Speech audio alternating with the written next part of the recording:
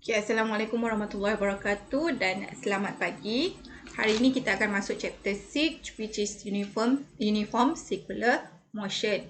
So ada video dekat IG, saya dah suruh awak tengok dekat video IG story tu, which is Dr. Nat yang explain.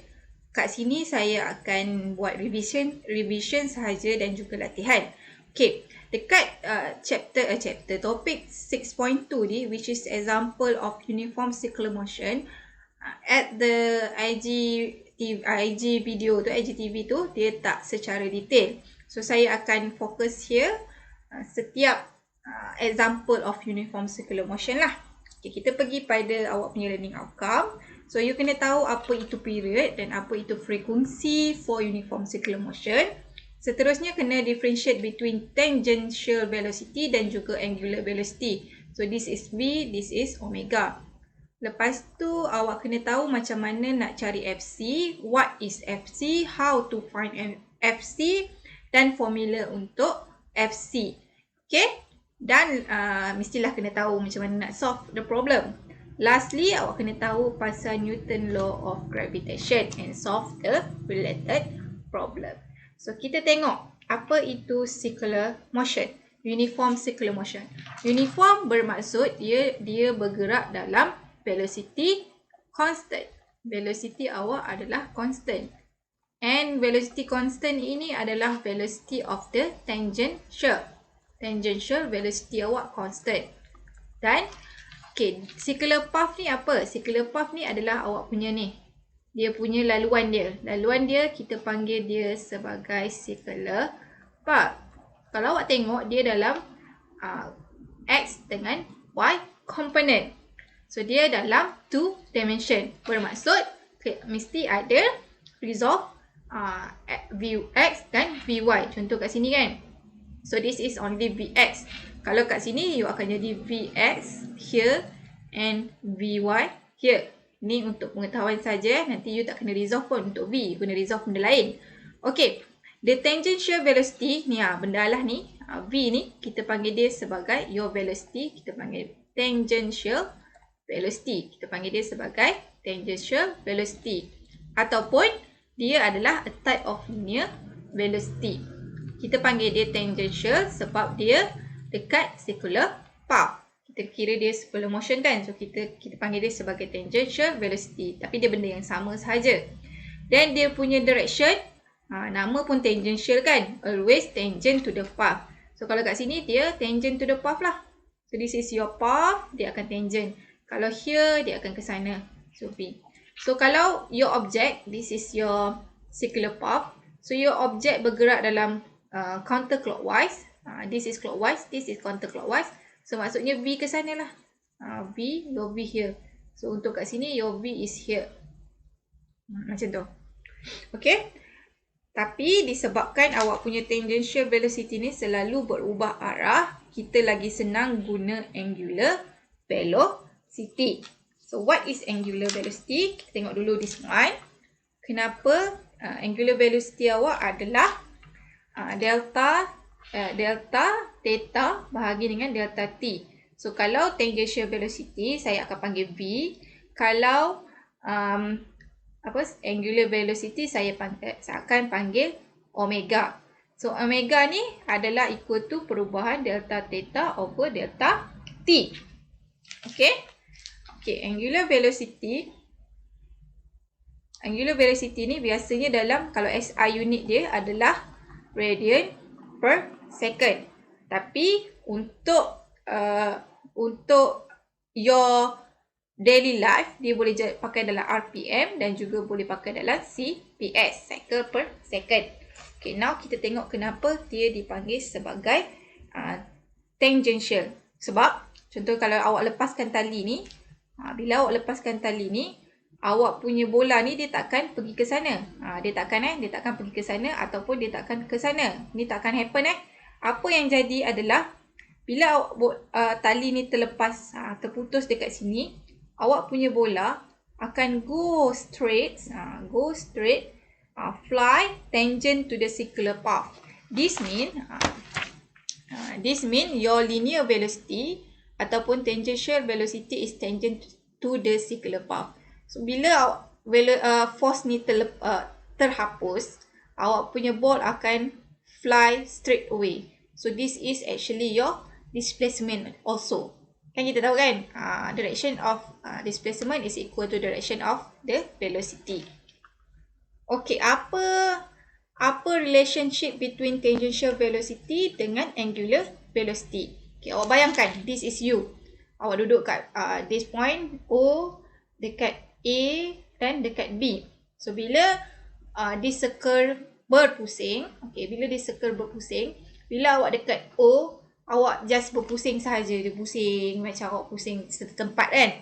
Tapi bila awak duduk dekat A, awak akan terasa hal laju. Awak akan rasa angin ke, ataupun awak rasa awak bergerak. Dekat B pun sama. So bila omega awak increase, bila awak benda alas ni berpusing lagi laju, makin laju, awak akan terasa lagi laju. Awak akan rasa lagi laju.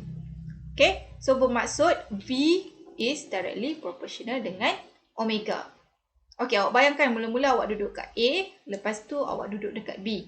So awak boleh rasa yang bila awak duduk dekat B ni, bila awak duduk dekat sini, dia akan lagi laju. Awak akan terasa lagi laju. Tengok budak ni pun makin condong sebab dia nak imbangkan badan dia sebab keadaan kat sini lagi laju dengan A ni. So, kita boleh juga cakap yang V is proportional to R. Makin tinggi, makin jauh dia dengan center, makin tinggi dia punya velocity. So by experiment, it show that your tangential velocity is equal to R darab dengan omega. Okay. Now kita tengok pula pasal period and frequency. Okay, period and frequency ni, apa yang awak perlu tahu tentang period adalah, period tu adalah time taken for an object in circular motion to make a complete revolution. Maksudnya dia start from here, dia pusing, dia end at here. So dia initial, lepas dia pusing tu, dia habis dekat sini juga. Contohnya, satu pusingan ni dia memerlukan masa sebanyak 0.25 second for one complete revolution. Okay, so bermakna your T sekarang, your period adalah sama dengan 0.25 second. Okay, frekuensi pula adalah jumlah revolution. Alah, dia jadi macam tu pula. Revolution in 1 second. Okay, so contoh this one. Awak pun tengok jam. Awak kira dalam masa 1 second.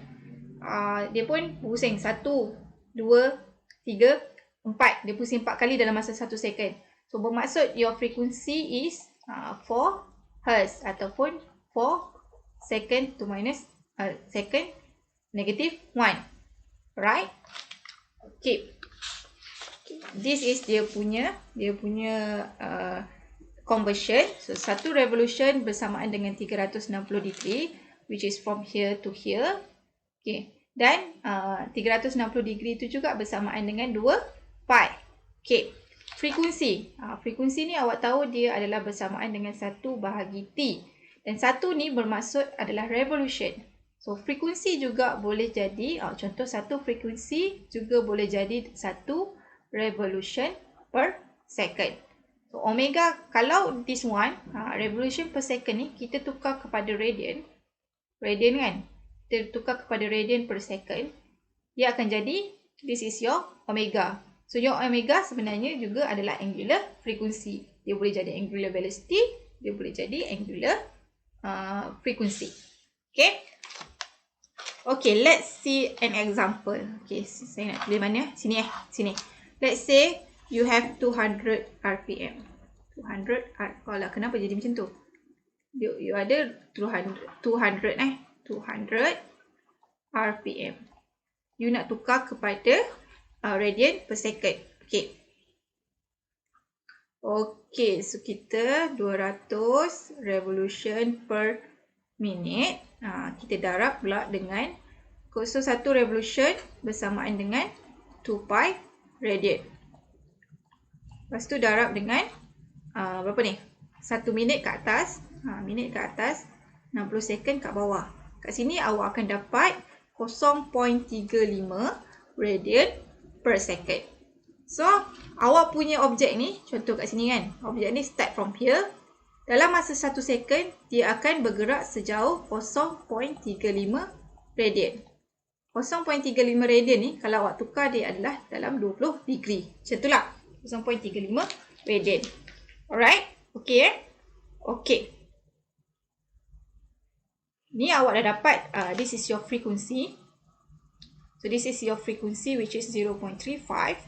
Dan, bermaksud, betul lah.